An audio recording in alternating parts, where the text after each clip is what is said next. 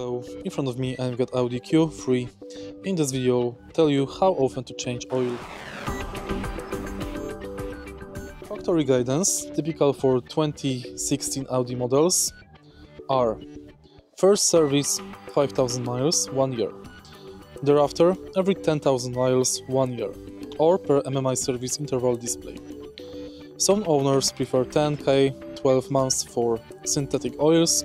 Many independent shops recommend 10K or yearly to be safe.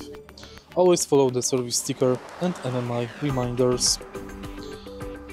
DSG S Tronic has its own service interval, transmission fluid and filter. Check service history specifically for that. If you find this video helpful, please leave like, comment and subscribe.